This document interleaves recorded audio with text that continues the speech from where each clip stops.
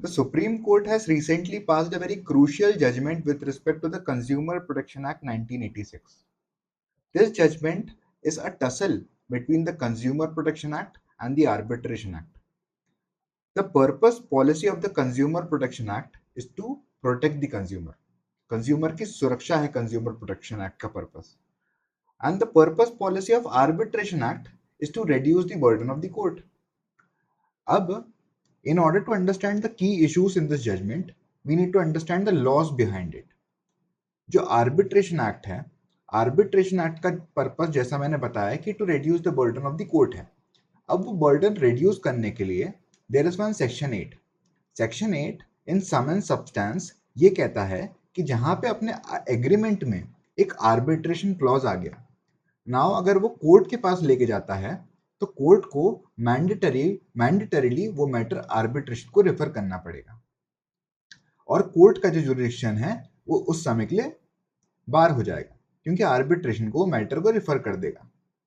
अब जब आर्बिट्रेशन को उसने मैटर रेफर कर दिया तो आर्बिट्रेशन अब वो मैटर देखेगा. बट क्या ये same law consumer protection act में भी अप्लाई होता है? This is the first issue. Second issue को समझने के लिए एक एग्जाम्पल लेते हैं.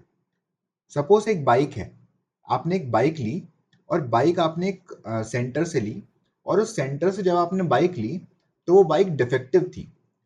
आपने क्या किया, उस बाइक वारंटी पीरियड के अंदर थी वो बाइक, तो आपने क्या किया, बोला कि इसको ठीक करके दो, लेकिन उन्होंने ठीक करके नहीं दिया. अब उन्हें रिजेक्ट कर दिया कि हम नहीं ठीक करेंगे, गाड़ी पड़ी रही. आपने दूसरी बार मेल लिखा ठीक करके दो, नहीं किया उन्होंने. कई कई दिन बीत गए, 2 महीने 3 महीने बीत गए कि वो ठीक ही नहीं करके दे रहे. आपने अपने एडवोकेट को कांटेक्ट किया, बोला कि मुझे अब सूट फाइल करना है, इनने मेरा मेंटल हैरासमेंट कर दिया है, मेरी बाइक मैंने अपने इतने मेहनत से ली है और वो मेरे को ठीक करके नहीं दे रहे, मैं पैदल चल के जा रहा हूँ, सब कुछ मेंटल हैरासमेंट कर दिया, मुझे केस करना है. अब आपके एडवोकेट ने क्या किया, एक लीगल नोटिस भेज दिया. लीगल नोटिस जैसे ही भेजा, अब ये जो सेंटर वाले हैं, सेंटर वालों ने बोला अरे नहीं नहीं, हम आपकी बाइक ठीक करके देते, उन्होंने बाइक ठीक कर दी. आपके एडवोकेट ने फिर कंज्यूमर कंप्लेंट किया. किस चीज को लेकर कंप्लेंट किया कि उनने बाइक ठीक नहीं करी, प्लस उनने ये भी लिखा कि उनने पहले अपना क्लेम रिजेक्ट कर दिया.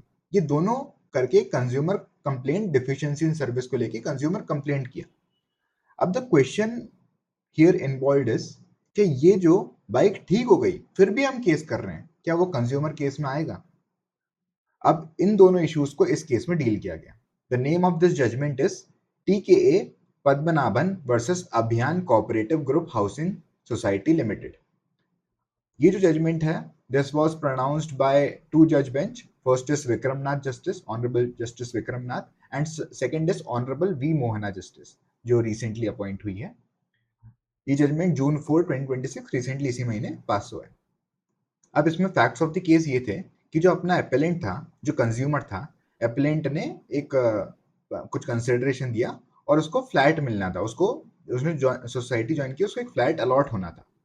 अब जब उसको एक फ्लैट अलॉट होना था, उसको वो फ्लैट सही टाइम पे अलॉट नहीं हुआ, उसको पोजीशन नहीं मिला, तो उसने कंज्यूमर कंप्लेंट किया, लेकिन उसको बाद में वो पोजीशन मिल गया. ये था mainly facts of the case. अब इसमें बहुत 21 ईयर्स लग गए, अभी तक ये केस डिसाइड नहीं हुआ. सिविल केसेस की हालत देख लो, consumer courts were meant to do it faster. 21 years हो गए. अब क्या हुआ, 2005 में डिस्ट्रिक्ट फोरम में गया ये केस. जब डिस्ट्रिक्ट फोरम में गया तो अब रिस्पोंडेंट ने क्या किया, कंज्यूमर फोरम में सेक्शन 8 की एप्लीकेशन लगा दी कि भैया ये जो है ये बार्ड है, ये आर्बिट्रेशन फोरम में जाएगा, कंज्यूमर फोरम के पास कोई भी अधिकार नहीं सुनने है, क्योंकि हमने जो एग्रीमेंट बनाया था उसमें एक आर्बिट्रेशन क्लॉज है. अब यही चीज जो डिस्ट्रिक्ट फोरम है उसने क्या किया, रिजेक्ट कर दिया सेक्शन 8 के अब पहले तो रिजेक्ट कर दिया, अब रिजेक्ट किया तो ये अपने जो रिस्पोंडेंट भाई साहब है, respondent in the Supreme court case, respondent भाई साहब है, ये अपने गए Delhi high court. Delhi high court ने रिकंसिडर किया और उसको सेट असाइड कर दिया कि नहीं, सेक्शन 8 अलाउ होना चाहिए. अब उसके बेसिस पे सुप्रीम कोर्ट में भी केस लगा था, जो रिस्पोंडेंट ने लगाया था, वो डिसमिस हो गया SLP. और at the end of the day उसका जो सेक्शन 8 का एप्लीकेशन है वो डिस्ट्रिक्ट फोरम ने एक्सेप्ट कर लिया after the high courts order. अब जब डिस्ट्रिक्ट फोरम में 2009 में उसको एक्सेप्ट किया, तो अब क्या हो गया, उसका केस लागू होने लायक ही नहीं है, क्योंकि सेक्शन 8 का एप्लीकेशन एडमिट हो गया, मतलब आर्बिट्रेशन में जाना पड़ेगा. अब हमारे एपेलेंट भाई साहब बहुत दुखी, कह रहा ये तो वो होना चाहिए, एडमिट होना चाहिए, हमारे पास मल्टीपल जजमेंट्स है। तो उनने लगाया स्टेट कमीशन में, स्टेट कमीशन ने भी रिजेक्ट कर दिया, क्योंकि हाई कोर्ट का भी वो ऑर्डर लगा हुआ था। स्टेट कमीशन भी थोड़ा फाइल से प्रेशराइज थी, तो स्टेट कमीशन ने भी रिजेक्ट कर दिया। और नेशनल कमीशन तो भैया, नेशनल कमीशन ने बोला कि तो कंज्यूमर ही नहीं है। क्यों कंज्यूमर नहीं है? क्योंकि इसको पोजीशन तो मिल गई है। अब गया ये मैटर सुप्रीम कोर्ट में, और सुप्रीम कोर्ट ने ये वर्डिक्ट पास किया। 21 साल हो गए। अब सुप्रीम कोर्ट ने वैसे डायरेक्ट कर दिया कि 1 साल के अंदर इस इशू को रिजॉल्व करो, कंज्यूमर कोर्ट को, जो डिस्ट्रिक्ट कंज्यूमर कोर्ट है। लेकिन अब इश्यूज को समझते हैं। पहला क्वेश्चन है जूरिसडिक्शन का क्वेश्चन, क्या कंज्यूमर कोर्ट के पास जूरिसडिक्शन है? और जो दूसरा क्वेश्चन है वो है कंज्यूमर का क्वेश्चन, क्या ये कंज्यूमर का स्टेटस अभी भी होल्ड करता है कि नहीं करता है। अब लॉ क्या कहता है? अब कंज्यूमर प्रोटेक्शन एक्ट में कंज्यूमर का मतलब होता है एनी पर्सन हु हायर्स और avails any services for consideration. Service का मतलब होता है includes but is not limited to housing construction. मतलब सर्विस में ये लाइन हमारे लिए इस केस में रिलेवेंट है। अब when you are an advocate, you pick up lines from the definition कि हम इसलिए कंज्यूमर की डेफिनेशन में आते हैं। अब अपना आ गया सेक्शन नंबर 3। सेक्शन नंबर 3 में लिखा हुआ है कि ये एक्ट किसी और एक्ट के डेरोगेशन में नहीं है, इन एडिशन है। अब इसको लेके जो हमारे एपेलेंट भाई साहब है, उन्होंने सुप्रीम कोर्ट में ये रखा कि ये इन एडिशन है जब, तो आर्बिट्रेशन एक्ट के एडिशन में है, तो आर्बिट्रेशन एक्ट का सेक्शन 8 हमें रूल आउट नहीं कर सकता। हमारा कंज्यूमर कोर्ट में भी एक एडिशनल रेमेडी बनती है। तो सेक्शन 3 को मद्देनजर रखते हुए एपेलेंट ने आर्ग्यूमेंट किया। अब इसमें सुप्रीम कोर्ट ने क्या बोला? सुप्रीम कोर्ट ने इस चीजों को कंसिडर में करते हुए कुछ जजमेंट्स कोट किए। वो जजमेंट्स मैं दिखा देता हूँ। ये कंज्यूमर की डेफिनेशंस के बारे में बता रहा है। वो जजमेंट्स हैं, ये रहे वो जजमेंट्स। पहला जजमेंट है fair air engineer versus NK Modi. इसमें क्लियरली सुप्रीम कोर्ट ने बोल रखा है पहले से ही कि जहां पे एक आर्बिट्रेशन एग्रीमेंट है और जहां पे कंज्यूमर कोर्ट है, दोनों रेमेडी एडिशनल रेमेडी है, तो अल्टरनेटिव रेमेडी है। और दूसरी बात, ये दूसरा judgment Tirumungan corporation versus M Lalitha national seeds corporation, इस सब में भी यही बोला कि जो कंज्यूमर की जो रेमेडी है वो कंज्यूमर कोर्ट में फाइल हो सकती है, कोई और चीज बार नहीं कर सकती। तो ये सब जजमेंट्स को ध्यान में रख के, सेक्शन 3 को ध्यान में रख के, और उसके अलावा एक section 12 clause 4 of consumer protection act भी है, उसको भी ध्यान में रख के उसमें बोला है कि जैसे ही एक चीज कंज्यूमर कोर्ट में एंटर हो गई, अब कंज्यूमर कोर्ट वो किसी और को ट्रांसफर नहीं कर सकता। जैसे आप भी आर्बिट्रेशन में ट्रांसफर कर दिया, provided that where a complaint has been admitted by the district forum, it shall not be transferred to any other court or tribunal or any authority set up by or under any other law. तो transfer नहीं कर सकता। तो supreme court ने बोला section 3 को read with section 12 clause 4 को मद्देनजर रखते हुए ये जो इशू है, कि कौन सा इशू, कि क्या आर्बिट्रेशन देखेगा या कंज्यूमर देखेगा, कंज्यूमर का जो जुरिडिक्शन है वो बार नहीं होगा। तो भले ही आर्बिट्रेशन क्लॉज है, सेक्शन 8 की एप्लीकेशन आप लगा दी, कंज्यूमर का जुरिडिक्शन बार नहीं होगा। This issue has been clearly decided. तो this is very interesting issue which has been decided by the Supreme Court. Second issue जो है कंज्यूमर की डेफिनेशन। अब मैंने एक मैटर लगाया था जिसमें जो हमारा क्लाइंट था वो एक इंश्योरेंस कंपनी से पीड़ित था, और and he was a consumer. अब इंश्योरेंस कंपनी उनको मेडिक्लेम नहीं दे रही थी, वो उनको मेडिक्लेम नहीं दे रही थी। अब बहुत टाइम हो गया, बहुत सारे क्लेम्स रिजेक्ट कर दिए, कि हमने बोला कि हॉस्पिटलाइज हुई थी तो हमें मेडिक्लेम दो, लेकिन उन्होंने रिजेक्ट कर दिया, 1 महीने तक रिजेक्ट किया। Then we filed a legal notice और उन्होंने वो सारे क्लेम्स एक्सेप्ट कर लिए। अब जब उन्होंने एक्सेप्ट कर लिए, फिर भी हमने भी we went further and we filed a consumer complaint. अब कंज्यूमर कंप्लेंट फाइल किया, तो क्या हम कंज्यूमर के डेफिनेशन में आते हैं कि नहीं आते हैं?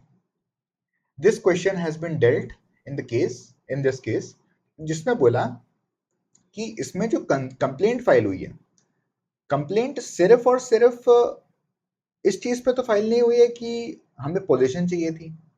कंप्लेंट डीले पे भी फाइल हुई है। तो यहाँ पे लिखा है this is not only for possession. The complaint was not for delivery of possession simpliciter. The core grievance was delay in handing over possession. तो deficiency in service तो फिर भी हुई। A claim for delay compensation arise from period prior to actual delivery. तो actual delivery से पहले जितना भी डिले हुआ है उसके लिए हम कंपनसेशन के अधिकार हैं। We are still consumer. तो जो नेशनल कंज्यूमर फोरम ने बोला था, कोर्ट ने उसको नेगेट कर दिया कि जस्ट बिकॉज अब पोजीशन मिल गया हम कंज्यूमर नहीं है, ऐसा कुछ भी नहीं है। कंज्यूमर की डेफिनेशन को यहाँ पे आइडेंटिफाई किया। अब पॉइंट यह है कि 21 साल हो गए और इस कंज्यूमर का जो अपेलेंट है हमारी केस में, अभी तक इसका डिसाइड नहीं हुआ था मेरिट्स पे। कुछ भी चीज डिसाइड नहीं है और अभी तक ये मेंटेनेबिलिटी पे ही चल रहा है। सेक्शन 8 लगा दिया, हाई कोर्ट में चले गए, सुप्रीम कोर्ट में चले गए, state consumer forum, district consumer forum चले गए।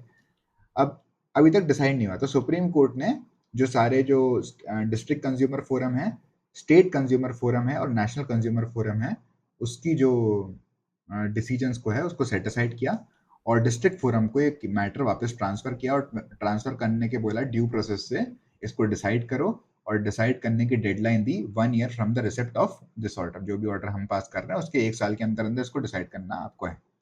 तो इसमें फाइनल सिंथेसिस क्या है?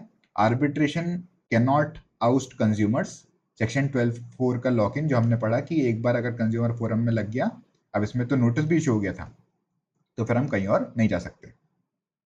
फिर कंज्यूमर फोरम ने जैसे ही एडमिट कर लिया कंप्लेंट को, अब जब भी हम कंज्यूमर केस फाइल करते हैं तो कंज्यूमर केस फाइल करने के बाद consumer court look into the complaint, consumer court look into the compliances, indexes file किए कि नहीं, पार्टी किस किस को बनाया है, और वो कंप्लायंसेस करने के बाद consumer court registers the complaint और उसको एक नंबर देती है। तो जैसे ही वो नंबर देती है, it means the consumer court has admitted the complaint and, और फिर जैसे ही रजिस्टर हो जाता है वैसे नोटिस इशू करने के लिए हमें ऑर्डर देती है और हम नोटिस इशू करते हैं। तो जैसे ही रजिस्टर हो गया, then this becomes a case of 12(4) lock in. अब तो कंज्यूमर प्रोटेक्शन एक्ट 2019 आ गया, this interpretation of consumer protection act 1986। तो इस केस में अब 1 साल के अंदर निराकरण करना पड़ेगा। So this was a very important judgment, not only with respect to competitive exams like CLAT, PG, Delhi Judiciary, but also with respect to your practice.